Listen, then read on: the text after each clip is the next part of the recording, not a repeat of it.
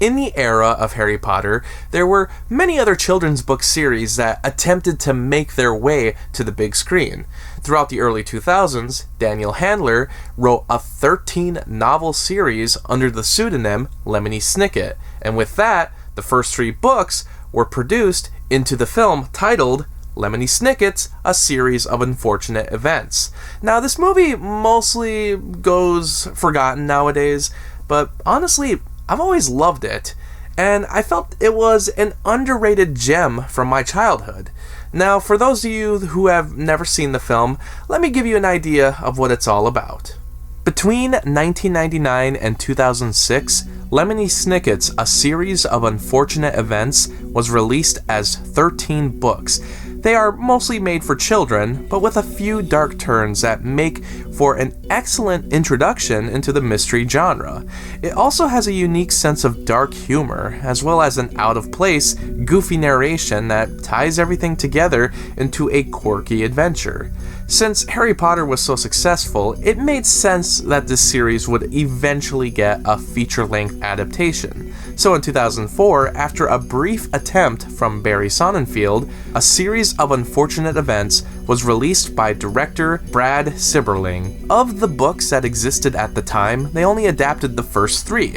This may seem like an odd choice, but the books were pretty short, so with this trajectory, they probably could finish the series with 4 or 5 films. The story revolves around the Baudelaire children, who lose their parents in a fire. For whatever reason, their guardian is the mysterious Count Olaf, who plans to use the children as a way of stealing the Baudelaire's massive fortune. But once his plan is foiled, the Baudelaires are brought to a new home until Count Olaf shows up again and kills the new guardian. And then it happens again and again, and this essentially goes on throughout the entire series.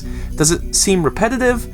Luckily, the Baudelaire children have unique characteristics that become useful in every novel, and Count Olaf always has an interesting scheme that requires a disguise. So with the disguises, it makes sense that someone like Jim Carrey would be hired as Count Olaf.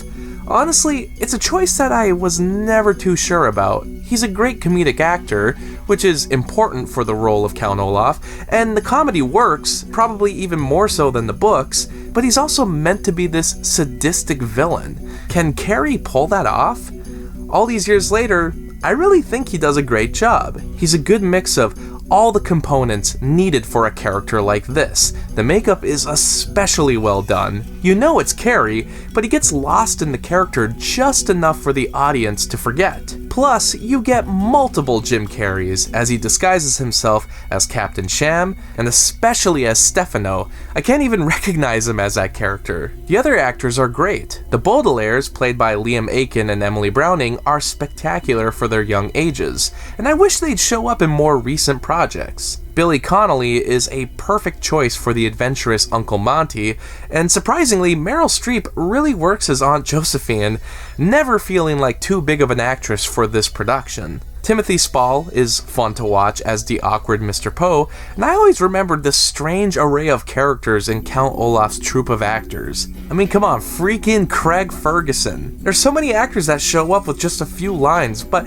I kind of love it. Like, how did Dustin Hoffman even get involved? Even Jude Law gives a charming vocal performance as the narrator. He's actually supposed to be Lemony Snicket himself, which is pretty smart of the creators, since Snicket would end up being a character in the later installments. They actually left quite a few clues for the future stories, even for the books that hadn't been released when this movie came out. There's elements about the spy glasses and the organization titled the VFD. I'm not exactly sure which point all of this stuff was introduced in the books, but they were definitely trying to set this up for future sequels. What's really fun is how some of the twists don't match up entirely with the books.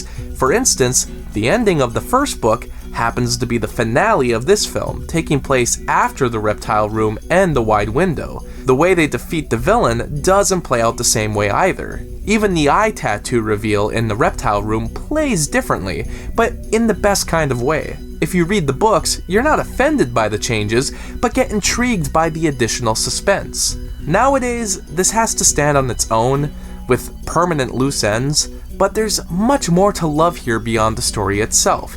The production design is addicting. It's set in a world that feels older, inspired by a mix of styles like gothic horror, steampunk, and film noir.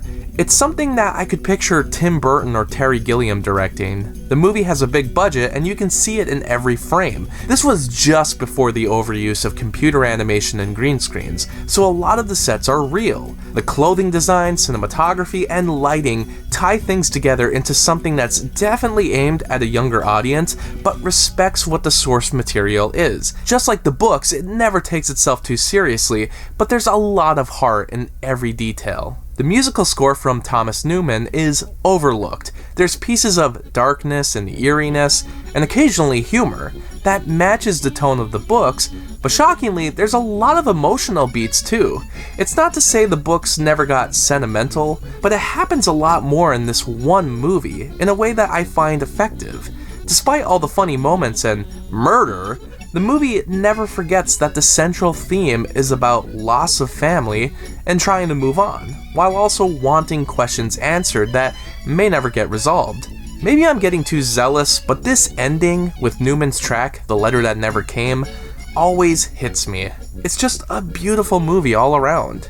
Now, why didn't this movie get a sequel? I've always thought it was a missed opportunity, but it came down to timing and money. Remember all that praise I gave to Jim Carrey and the production design? Well, unfortunately that meant the budget was way too high. The movie made money, but not enough to guarantee a sequel with a budget in similar size. Paramount didn't refuse to move forward, but by the time they tried to get things going, the child actors were getting too old. If they wanted this to work, they would have needed to do something like Harry Potter, where every production was back to back. A risky move if your series isn't a global blockbuster. Or you would need a streaming service that has millions of dollars. Netflix started over in 2017 and managed to complete the series, giving 2 episodes for each installment, which makes a lot more sense for a book series in the age of streaming. Ironically, Barry Sonnenfeld came back to produce and directed a number of the episodes, and Tim Burton's production designer Bo Welch also did some directing. I admittedly haven't seen the series, but I'm glad the novels finally got a full adaptation. Because of Netflix, I'm sure this movie will get ignored in the future, but it's a childhood favorite of mine that I think works as a singular film. If you're a fan of big budget, lavish productions with excellent performances and a great pace, then this one might still be worth checking out. Of course, it's odd that I say that because I have to point out the movie does have a cameo appearance from the Aflac Duck, which is odd, but you know, I'm a fan of that kind of quirkiness. Rest in peace, Gilbert Gottfried. Special thanks to Anna for this Patreon request. Thanks for watching the video, and special shout out to Lauren, Anthony, Anna, Kirsten, Spencer, Lucas, Ryan, and Robert for supporting me on Patreon. By joining my Patreon, you can get exclusive blogs and videos, and for just $7, you can get your own monthly movie review. I hope you stick around, cinephile, and have a happy, productive day.